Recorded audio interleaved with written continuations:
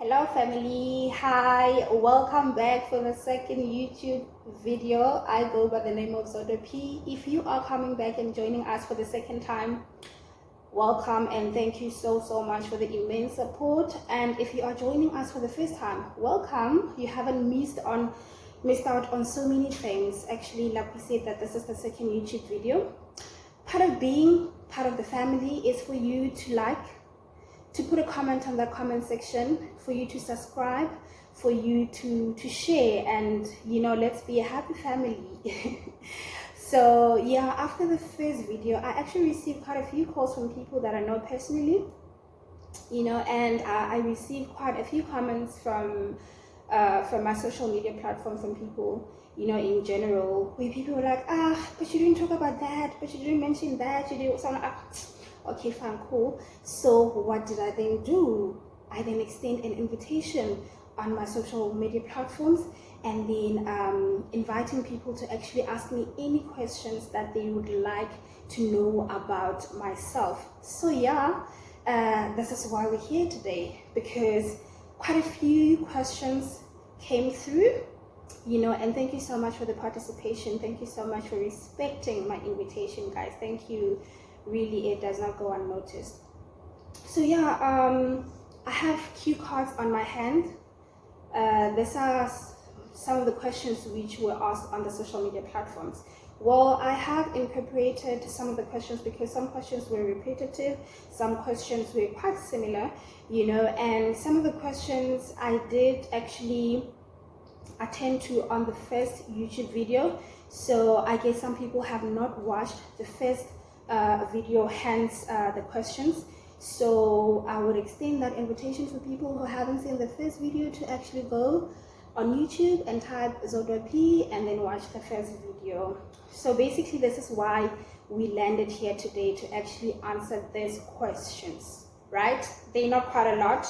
It's actually just about 5 questions, basically, or 6 questions. Yeah, this is basically what we're doing today. So yeah, let's get to it.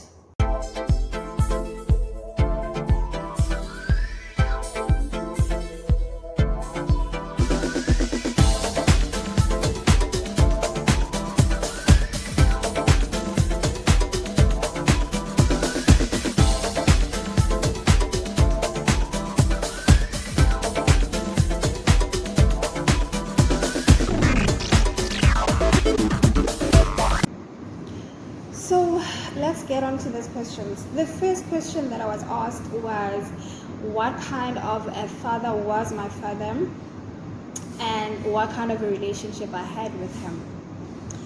So I had the best father in the whole world. Basically, we had the best dad. My father was a great man. He was a great man in the true sense of the word, a great man. My relationship with him was the best. I was close with my dad growing up than I was with my mom. We basically had like a kind of friendship more than a daughter and father relationship. My father was a go-to person, with anything. My father was that kind of a person whom you'd escape to with anything. He was a semi-traditional man and a semi-modern man. He liked, by traditional man, he was conservative in a sense that he loved a woman in a dress. He loved and appreciated a woman in a skirt. He would appreciate your natural hair, maybe a little bit of extensions, but your natural braiding instead of your weave, instead of your pants and all of that, but that did not stop him from allowing his wife or his children as daughters to actually embrace themselves in whom they are, and loving what they love and embracing themselves in their skin in everything. We loved pants, we loved weave, we loved exploring our beauty and all of that, and he would not stand in your way of embracing and loving yourself in that sense. You would simply come from the salon having had your hair done. He would be like, oh my gosh, you look beautiful. He was a very affectionate man. You look beautiful, but that you look more more beautiful with your hair shaved or with your braids, but having had your weave, that did not stop him from actually telling you how beautiful you are. Especially in a society where we're raised in a society where we are not told as our parents that we're beautiful. We are not appreciated by our parents, but my dad was not that kind of person. My dad would literally, you would just walk and you'd be ready getting dressed for church, and he'll be there telling you how beautiful you are. You'll be coming back from wherever. He'll tell you, and all of that. He'd simply want my mom to stand up and go fetch him water, or anything as lame as just fetching him water. And my mom be like, I was like, no, that thing, that pride of a man, looking at his wife and be like, yeah, this is my wife, that thing. So yeah, he was that type of a man, a family orientated man, a man who loved and embraced his family in the most beautiful way you can possibly think. My dad, I can say so much about him, but in a nutshell, my dad was a great father. He was a great man. He was a great lover. And to my mom, of course, obviously. And yeah, our relationship was so great, so great. My dad would let me walk away with anything. As a small child, or the younger one at home, I would get away with anything. My dad would be like, man, just leave her. I know that if I didn't want to do anything, my dad would be there actually contesting for me. So yeah, basically in a nutshell, my dad was that man. The second question is, who do you look up to, and what inspires you?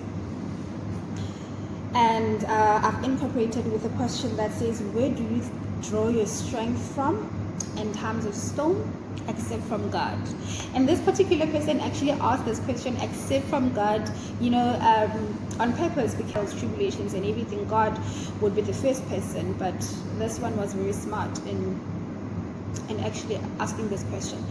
So who do I look up to? Well, growing up, I've actually looked up to a number of people, and for a number of reasons. But most importantly, this was actually motivated by the kind of career path I wanted to embark on. So growing up, I've always wanted, apart from being a lawyer, I've always wanted to be a TV presenter. So that was the first thing before I wanted to be a lawyer. And most of these people that I looked up to were in the television industry, the media industry, and I did not even realize that I was not even motivated, but I was looking up to a character instead of looking up to a real person, if that makes sense. So I remember this particular instance where this one person that I was looking up to had actually deviated from what I had thought they were all about, and funny enough, only to find that they did not deviate. That was who they were. It's just that I was more in love with the character than the real person.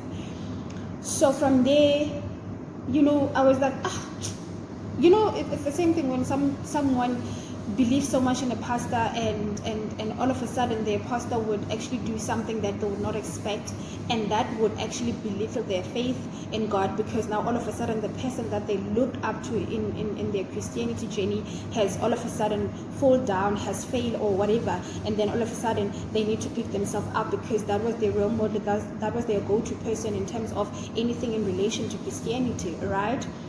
So same thing applies. And so I stopped looking up to people. I stopped finding motivation in people, but that did not happen instantly. Obviously, over time, a lot happened. I discovered myself in all of that, and I started trusting myself more. I started believing in myself more. I started looking up to myself. You know, I'm a person just like any other person with the highs and lows, but I embrace all of that. You know, I internalize my confidence so that whenever I come across I come across my lows, I can go in and tap into that internalized confidence. You know, I validate myself. I validate the things that I do. I do not expect validation from external.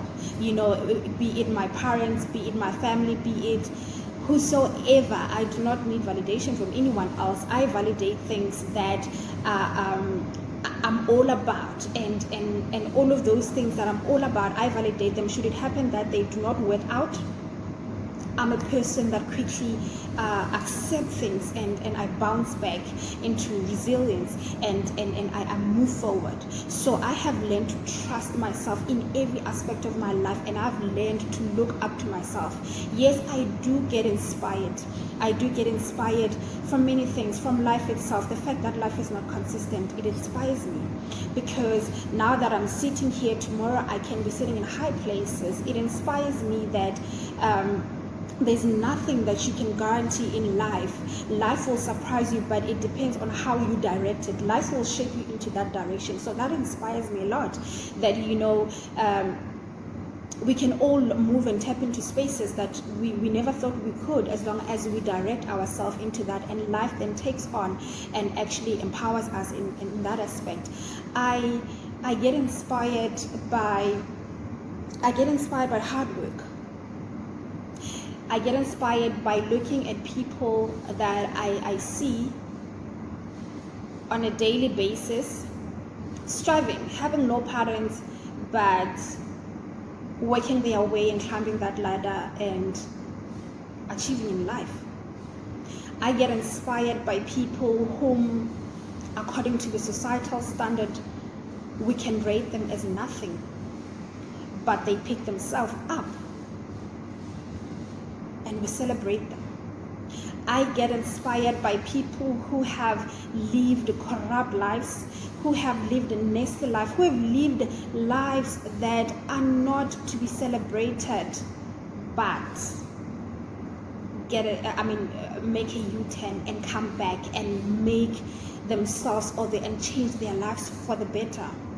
I'm inspired by a quote that says, "The power is beginning." In everything that I want to do, in everything that I feel powerless of, in everything that I feel I can't do, that quote, it says that the power, it lies in that moment of beginning. It doesn't matter what I want to do. It doesn't matter whatever, even if I'm not sure, I'm not certain of the things that I want to embark on. But I always say, God, this is me, I am starting. Finish everything. Give me wisdom in everything. Give me wisdom moving forward in everything.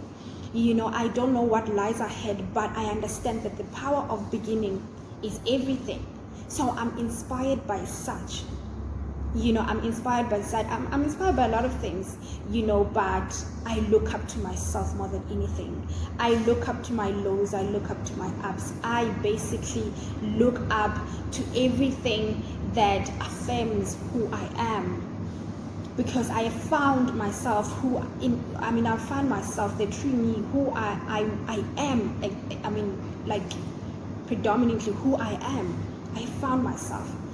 So that is who I look up to, myself. Answering the question of where do I draw my strength from in terms of storms, except from God? Well, I have learned one basic thing: acceptance. Acceptance in silence. I've learned those two things, although the silent part is intertwined with God, you know. But I have learned that things that I cannot change, I need to accept. I have learned that I need to accept my reality, because the inability to accept my reality becomes my illusion, and my illusion is what will consume me. So acceptance is better than living in an illusion of trying to escape that reality. So how I escape everything, my strength is derived from acceptance. The moment I accept what is before me, that's the moment I regain my strength. The moment I move away from the storm and become silent, and silent is me meditating and me putting my trust in God, that is when I gain my strength. My strength is gained when when I cannot hear everything, when I distance myself from the crowd, when I distance myself from all of this noise and be in me and connecting with my Creator. Because like I said, that the silent part cannot be, and I mean it cannot be taken away from God. I mean, being intertwined, you know, for me, this is how I deal with everything. For example, my dad passed on. Me thinking he's gonna come back, that illusion can only consume me. But the moment I accept this is my reality, I'm without a dad now. But then, what do I do to move on? Accept the situation and find ways on how to deal with it moving forward. But the illusion will consume me. If you are going through a divorce or something, accept this is your reality. You will stay 20 years trying to figure out what you have done wrong. You will stay 15 years trying to figure out why has this person suddenly changed for you. You will stay, and this will consume you. It will create a lot of unnecessary drama and unnecessary diseases in your life, and the other person has accepted and moved forward, and they have regained their strength, and they're living their life the best way they could. So basically, in essence, what I'm trying to say by how I draw my strength in terms of storm is accepting my reality, accepting what I have at this moment. It will not change. So what is it that I need to do to move forward? Accept and find ways to move forward. Don't stay into that. Cultivate, but quickly bounce back and come to resilience, and be the best that you can be out of that. Don't stay too long. Don't stay too long. Otherwise, you become your worst enemy by staying too long into that storm without wanting to accept. So basically, yeah. The third question is, how do you deal with negative people or negative energies? Oh my gosh, this is a beautiful question. I have battled over the years to, speaking about acceptance, to accept certain things. Like I said initially on my first video, that I'm a person who loves peace. I love unity. I'm all about solidarity. So because of that, in the past, I didn't have a boundary. I had that thing of, I always want to see people happy. I always want to be amongst happiness. I always wanted people to be together, even if those people did not want to be together. But it was that I didn't have a boundary. A person can simply just act up on me today. I would not even sleep. My worry would be, I need to know, what have I done to this person? What have I done? All of a sudden they've changed. We move from that. We grow from that. When people don't want to be in your life, they don't want to be in your life. Let them walk away. You grow from that. I've grown from that. So how I actually deal with negative energies, I protect my peace. That is my first priority. Protecting my peace and protecting my happiness. I safeguard my heart. I safeguard my peace. Anything that does not edify me, anything that does not add value into that space, it simply needs to go. I flee from that. Anything that is not going to empower me, anything that does not add value to me, it is not of significance. Therefore, it needs to flee from me. I cannot have a negative energy and I need to scrub that wound. No, I can't. So anything that does not add value to me, I simply ignore. I have developed a motto that of reciprocating every energy from any person exactly how it is given to me, not less, not more. If you give me 5% of your time, I'm going to give you that. If you feel that I am worth your time, you're going to be worth my time. If you feel that I am not worthy to be in your space, you're not going to be in my space. If you feel that you're going to love me 100%, I'm going to give you that. And trust me, when I love, I love. Like I said, I'm a person, of unity. When I love. But I cannot love someone that loves me less. I need to be loved the same way. I cannot commit to someone who commits half. You are on the other side of the fence and I need to commit full 100%. I can't do that because you are taking away from me. I don't need something that will be taking and not adding. If you are taking away from me, let me take and feed the same energy from your side. But if you are going to be just taking from me and not giving in, I don't need that energy. Then I need to flee from you. If you are a friend, I'm a loyal friend. People that know me will tell you, when you need me, I'll be there. Whether through a phone call, whether through whatever, I am a loyal friend. But if you feel that you are very much important to Wena, you always want us to be there for you and you're not there, you're not worth my energy, then I flee from you. So anything that do not edify me, anything that keeps on taking like a parasite, because when you're in my life, I need to learn from you, you need to learn from me. You need to edify me, I need to edify you. It's a reciprocal thing. It just happens like that. If we are in a relationship, I'm a loyal girlfriend. Be loyal. Let's be loyal together. If I compromise.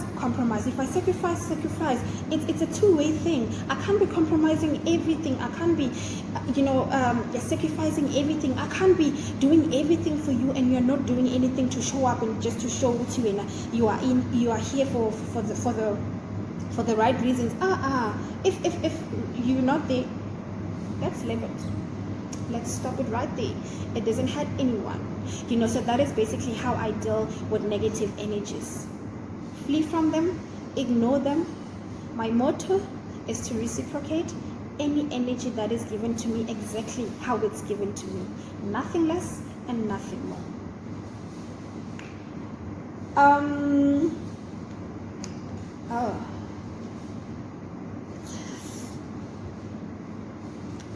The question is, do you believe in love? What is your take on 50-50 in a relationship? And to what extent are you willing to submit to a man? Hey, this is a very interesting question. Do I believe in love? Oh yes, definitely. I believe in love. Love is a beautiful thing. I am a hopeless romantic. I love love, right? I love everything that is about love. I am in for it. Like I cling to love. What is my take on 50-50 in a relationship? I'm a very traditional girl when it comes to relationships and love. I believe in hierarchy when it comes to relationship. There's a man, there's a woman, there are children. I'm like that. A man has their role as the head of the house. As a helper of this man, I have my role.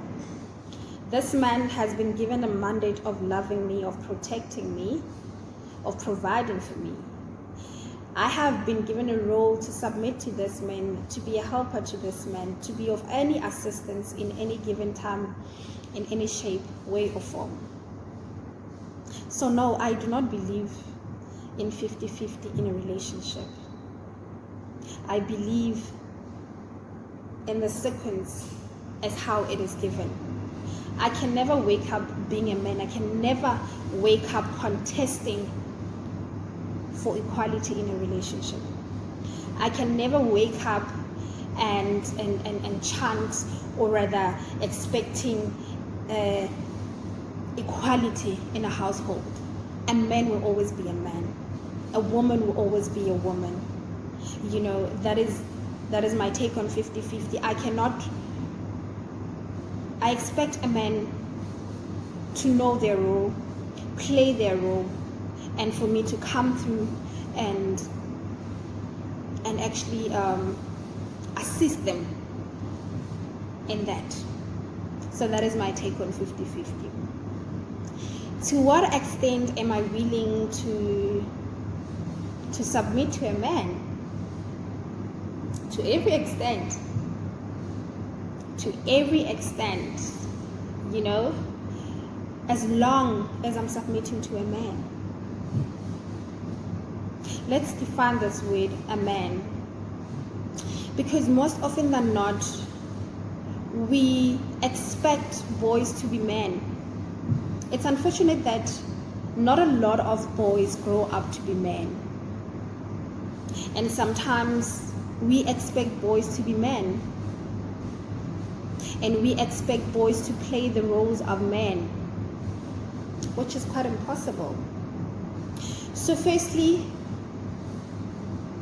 I can submit to any extent as long as I'm submitting to a man.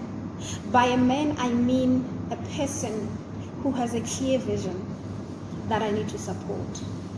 A man who has a clear direction of where he's going and where he's taking us. Me and the rest of the family. A man, someone who's unshaken by things, who takes a decision, stick to his decision, affirms his decision, and not listen to anything that is happening in my work. By a man, I mean someone who knows how to love me correctly. A man who's not going to be reminded of his responsibility. A man that's not going to be reminded of his mandate. A man whom I will not follow around to tell you on how to do things as a man. I cannot come into a relationship and then be expected to train a man. So by a man, I mean all of that. And yes, most definitely, I would go all the way with you and submit to you as long as you are that person and you know and understand your role. Therefore, I can submit any time of the day to such a person.